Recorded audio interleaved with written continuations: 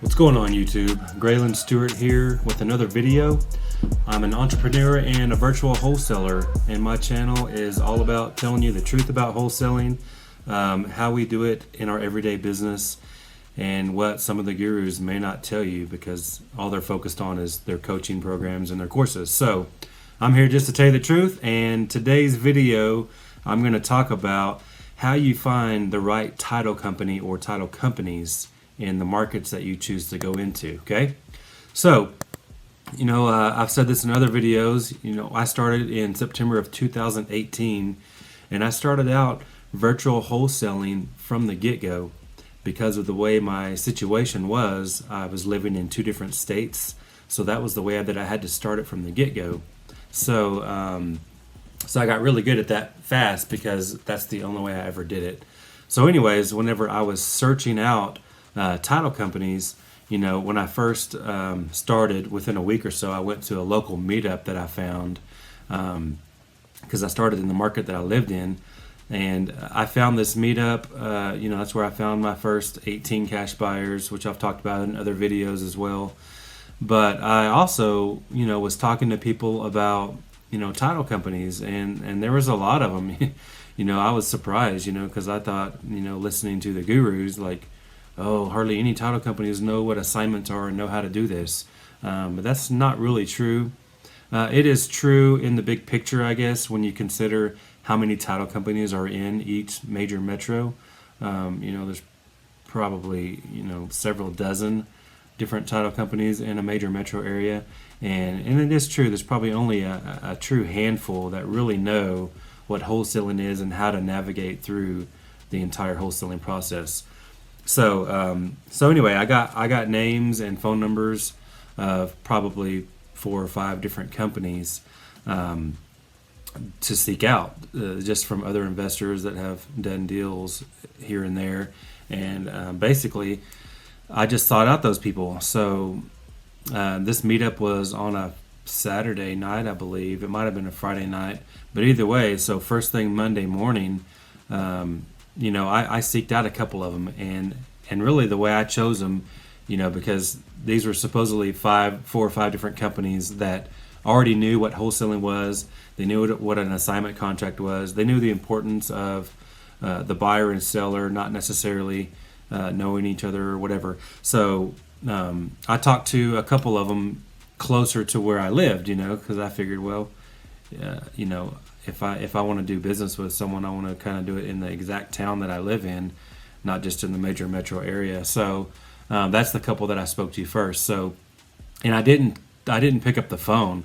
I actually drove by there and asked for the person that they gave me, that the other investors told me to ask for, and that's who I spoke to. So I went to one of them, and just the things that they were saying, it didn't really seem like they understood it 100%. You could tell they had probably done some before and worked with some investors before, but just something about the conversation that I didn't really like, and it didn't sound like the way I would need it to be. So I went to the other one, that was in my town, because like I said, there was 4 or 5, I don't remember exactly, but there was 2 in the specific town that I lived in. So I ended up going to the other one, and I liked the way the lady was talking. I liked what she had to say. It definitely seemed like she knew what she was talking about and knew what she was doing. She mentioned a couple of names that I had sort of heard of, just from that one meetup. So I liked that fact because they seemed like they did deals. I didn't know because I was brand new, so I didn't know if these investors were even wholesalers or buyers or what they were. I just knew that they said, hey, these are the investor-friendly title companies, so these are the ones that you could possibly seek out. So that's what I did. So anyway, I ended up locking down on this one company, and I just kind of talked to her and like, hey, here's the contract. I mean, I brought the contracts that I had. Here's what I have. Does this kind of line up with what other investors are using or other wholesalers are using? Is it similar? Do I need any verbiage in there that's not in there, or are there things in here that I don't need? So she helped me through that. She actually sat down with me in one of their closing rooms and took 5 minutes. So which is really cool because if you think about it, title companies need us as much as the buyers do, as much as the sellers do. So, because that's how they get paid. They don't get paid until you close a deal with them. So obviously she wanted to take time to talk to me. And I told her, hey, we're going to be doing several deals a month, and just kind of talking myself up, even though at this point I'd never done a deal. I just discovered wholesaling a week prior. I just kind of told her, because I just told her I'm going to do several deals a month. I need to make sure my contracts are good and this and that. So, I just believed in myself because I knew that's what I was going to do. It's all a mind shift, not a mindset. If you don't already have the mindset. So anyways, I spoke to this lady. I liked what she had to say. She definitely did help me out with the contract. She was like, well, I think you should add this. Other investors kind of use this wording. So I did. I took notes on my paper contract that I had in there with her, and just took the tips that she gave me and tweaked it when I got home. Because I built it all in my own Word document or whatever, because there's free contracts out there everywhere, but you kind of want to tweak them to what you need and what you think is best for your business, because everyone is different. So that's what I did. I tweaked that when I got home, but I also took in my assignment contract and asked her, what were her thoughts on that, and I just told her, everything, my experience was nothing yet, and I was honest. I'm like, hey, I've never done this, but I plan on doing a lot. So, please make sure this is correct because I'm going to send you all my deals. So she definitely helped me out with that whole process as well, making sure that, my contract was tight, as far as the attorney lingo that might need to be in there. It's still a very dumbed down version of like a real estate contract, just so it's simple and easy to read for the sellers and the buyers as well. But at the same time, it still had the protection and the wording in there necessary for what I was doing as well. So really, I just wanted to make sure that my inspection period and all those little things that you want to make sure you're protected and covered, because the whole goal in wholesaling obviously is when you get a deal under contract, you definitely want to do everything you can in your power to perform on that deal, whether that's wholesaling it out or closing on it yourself or whatever you have to do. You want to make right on your word. So that's the most important thing to me, is when we get a contract, is to actually fulfill that obligation that we set up, expectations for the seller. So anyways, but at the same time, you do want to be protected to where you have an out, because what if you can't find a buyer, or what if you locked it up too high? All these what ifs, you want to make sure your contract protects you in those aspects to where if you had to back out, you can. And the same with the assignment, because you're assigning this to an end buyer, and really they're taking over your position in the whole deal. So now you're counting on them to fulfill the obligation that you set with the seller. So that's important, to make sure that your assignment contract is all tweaked and written the right way and that kind of thing. So definitely, she helped me out in both of those things.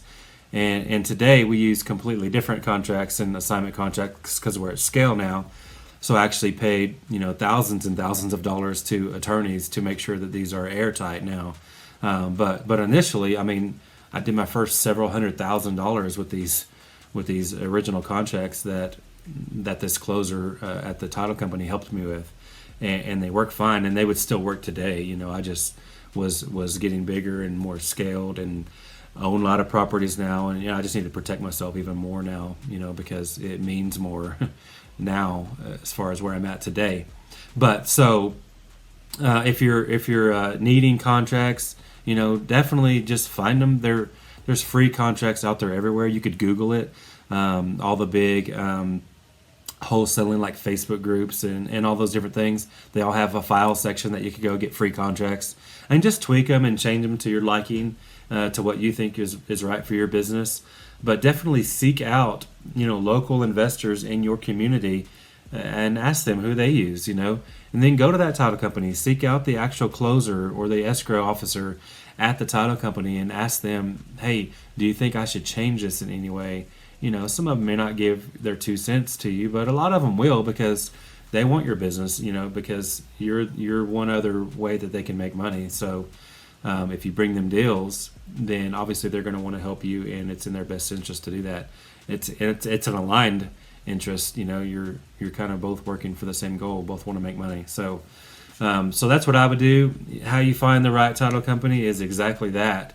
Just ask friends, local investors, wholesalers especially, because I feel like a wholesaling contract, even if your game is just fix and flip or buy and hold, asking investor-friendly title companies, asking your local wholesalers for those is kind of your best aspect, because wholesaling kind of covers all of that, because you'll get into a lot of different things with that, and then because you're selling them to buy and hold people or fix and flippers or other wholesalers in some cases that want to keep them or do something else with them. But anyway, so that's it, man. It's really just find people that you know, or you don't even have to know them. Search out those local investor Facebook groups even, and just say, hey, what company are you guys using in this particular area? And they'll tell you, several people will tell you places, and then seek out those places when they give you the names and numbers, and then just ask them to, hey, can you review my contract for me, just to see if I've got everything right, because I'm new to this and I'd love your help, and I'll send you my deals. So anyway, that's how I did it. Over time, obviously, like I said, that evolved. My contracts evolved. I started paying a ton of money to actual attorneys to look them over, and I've actually seeked out other title companies as well, because we're doing so many deals now. It's almost overwhelming for that one title company to do all that, because they work with other investors too. So we started splitting our deals into two different places, because we typically have 15 to 25 deals in escrow at all times. So then all that to one place was bogging us down as far as our close time and, getting those things done. So, as you scale, you probably want to use more than one title company at that point, because you got to keep in mind you're not their only customer. They have other wholesalers and investors that they deal with on a daily basis. So that comes into play as well. So anyways, hope this information was helpful to you. If you're not already a subscriber, please subscribe. I love the support. Like the page or like the video, and share this video if you can.